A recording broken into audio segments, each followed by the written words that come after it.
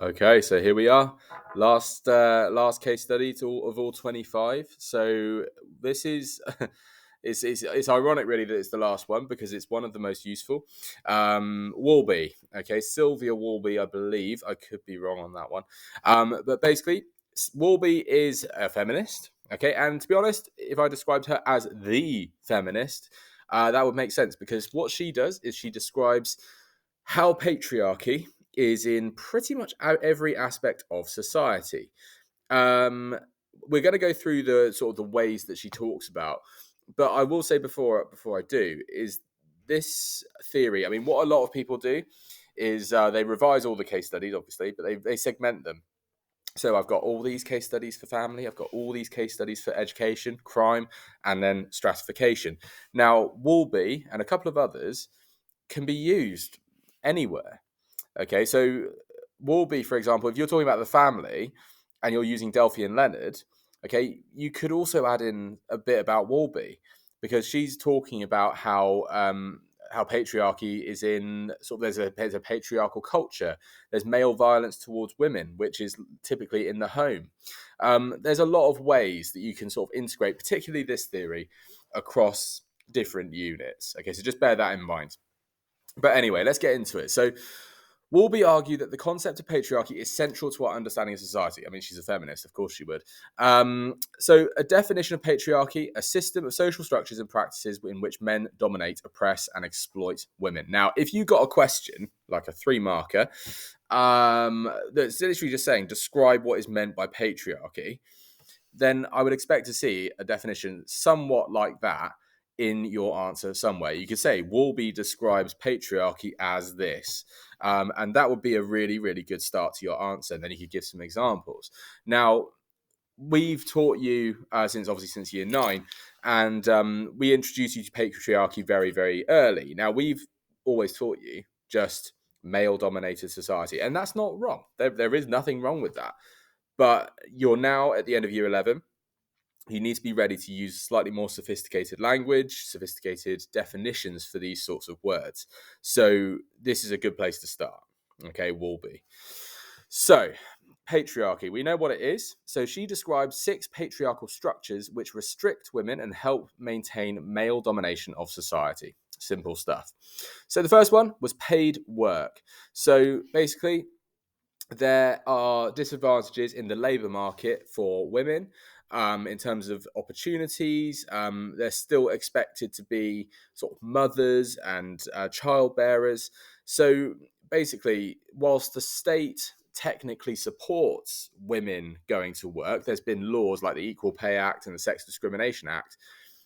Those things are, well, almost irrelevant, really, because there is still great expectations expected of women, which prevent them from engaging in paid work or at least advancing in paid work. Think about it.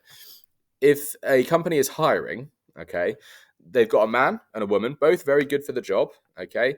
Now, they're not allowed to because the Sex Discrimination Act says they're not, but no one's going to know. Okay, they're going to be considering, well, the woman could go off on maternity leave, and that's a year without our employee whilst we're still paying her. So it's in that situation where Walby is arguing patriarchy exists because they will pick the man because the man will take a maximum of a couple of weeks off if he has a baby with his partner.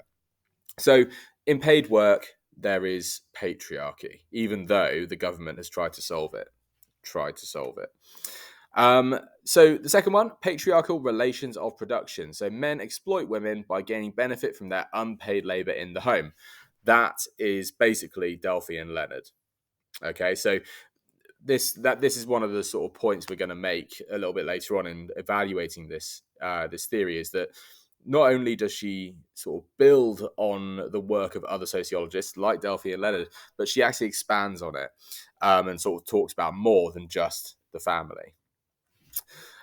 We have patriarchal culture. So whilst women have gained more freedom, so like think about like the suffragettes, they couldn't even vote until they sort of took action. So women have gained more freedom, but they continue to be subject to social expectations which apply different standards to the behavior of men and women. So things like appearance.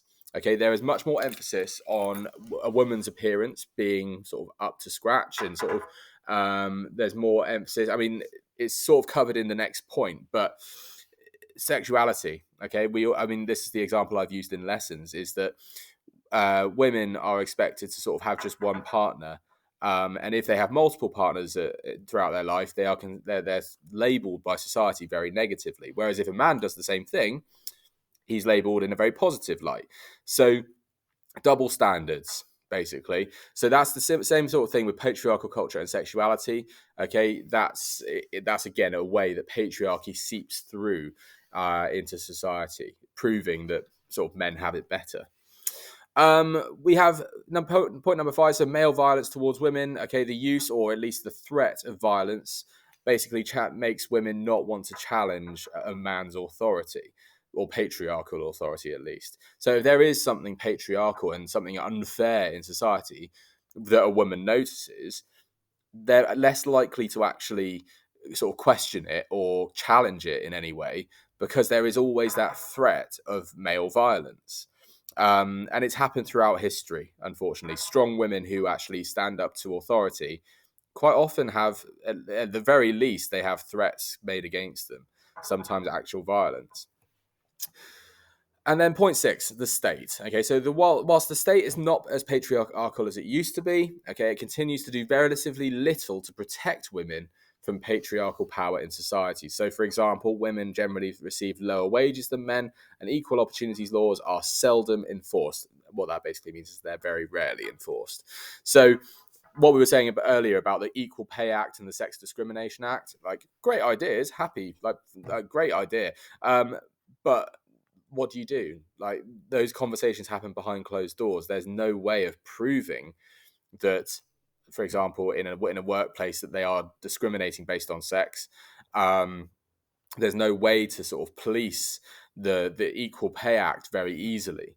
So it's almost like a token effort by the government. Okay, so that's one way that patriarchy is still there, is that the government just aren't making an effort to try and solve it. So Walby argued that the nature of patriarchy in Western society had changed. So in the past, private patriarchy involved the direct control of women by their fathers and husbands. It was a lot more obvious. Like, it was so obvious that women weren't allowed to do certain things. It's like it is in some sort of less developed countries now. So, for example, I think in it might be Saudi Arabia, women aren't allowed to drive. They have that restriction put on them. They get told how to dress, and that it wasn't that far off the way Britain used to be. Now, it's become a lot more subtle. So, whilst in contemporary society, so in modern society, a form of public patriarchy exists, which weirdly, sort of, it's almost like a backwards term. It's actually a lot more subtle. So women have access to public life, but they are generally segregated into lower paid, lower status jobs where they're collectively exploited by the male dominated society. It's like women are policed in public, but not actually physically policed. Okay, they're sort of almost like an ideological control, if we're thinking of it like a Marxist might. So it's a very, very good theory. Okay, so they've got 6 different areas. Some are sort of overlapping, but 6 different areas where women are controlled by patriarchy.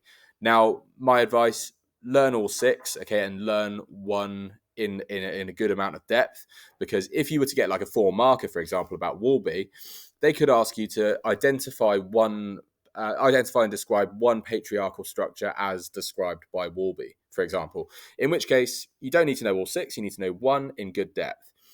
Then again, if it were to come up and a 12 marker demanded the use of Walby in some way, you might not need to know one in great depth. You need to know the names, at least, of all 6 and be able to explain her overall theory.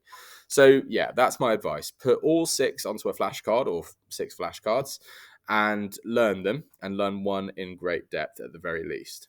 Okay, so that's Walby. It goes without saying, because I've said it a million times, don't say that it's outdated, because it's not really. I mean, it's still a bit old, but it's lazy evaluation and we don't like it. Okay, but if anyone has any questions about Walby, or any of the case studies for that matter, then please don't hesitate to contact us. email, come see us, whatever you need. We're here to help you. Okay, but hopefully this has been helpful. Thank you very much for watching, and see you.